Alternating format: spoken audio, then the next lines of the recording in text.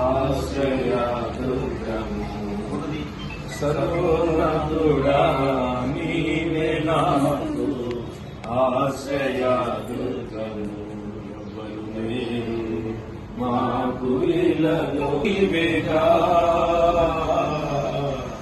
ఆనందము నీవేగా ఆదరణ నీవేగా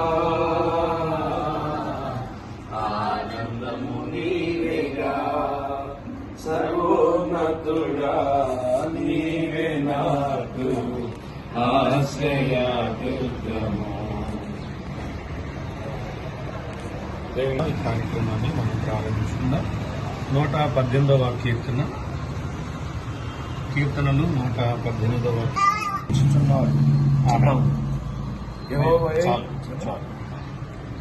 దేవునికి మహిమ కలుగును గాక. దేవుని వాక్యంలో మనం చదువుతీయుడి నేను అనగా ప్రభు అయినటువంటి యేసు క్రీస్తు. ప్రథమ స్థానము దేవుని వాక్యం చెప్తుందంటే ఇది యెహోవా ఏర్పాటు చేసిన దినము. దీని ఎందు గడియలు ఉదయకాలం 9ంటికి లేకపోతే మధ్యాహ్నం 11 గంటలకి 10 గంటల 10 నిమిషాలకి 9 సెకండ్లకి మన దేవుడు నీతిమంతుడు. మనం దేనిని ఆయనకు తెలియచేస్తామో దాన్నే మనకు ఆశీర్వాదకరంగా ప్రభు చేస్తాడు. కాబట్టి ఇది యెహోవా ఏర్పాటు చేసిన దినము. దీని యందు మనం ఉత్సహించి సంతోషిద్దాం. కాబట్టి చిన్న ప్రార్థన చేద్దాం. మొదటిగా నాగేశ్వర అన్నగారు ప్రార్థన చేస్తారు, తర్వాత అయ్యగారు ప్రార్థన చేస్తాడు, తర్వాత నేను ప్రార్థన చేస్తాను, తర్వాత కటింగ్ చేద్దాం.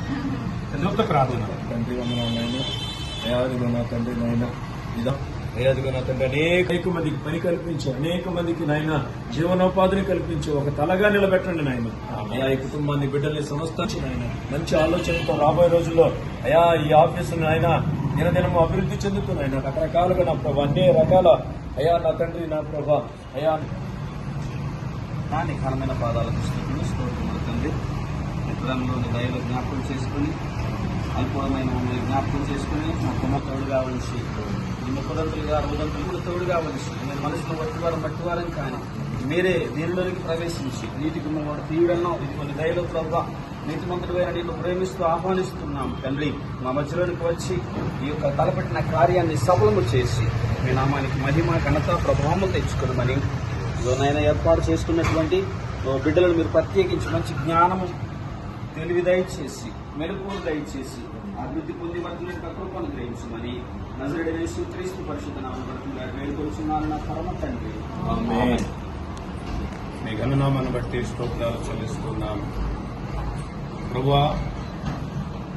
ఈ సమయంలో ప్రత్యేకించి యవన బిడ్డలు వారు కలిగి ఉన్నటువంటి ఆలోచన మా వల్లే ఏది కాదు, కానీ మీరు చేయగలరు అని నీ బిడ్డలు నీపై ఆధారపడి, ఎందుకంటే తన తల్లిదండ్రులు దీని యందు మనం ఉత్సహించి సంతోషించదు. ఎందుకంటే క్రీస్తు యేసునందు ఈ ప్రయాస ఏది వ్యర్థము కాదని ప్రారంభించబడుతుండగా మాకంటే ముందుగా మీరు ఈ గుమ్మములో ప్రవేశించమని మీరు చెప్పారు. నేను వచ్చినట్లుగా నీతి గుమ్మములు తీయుడు అని.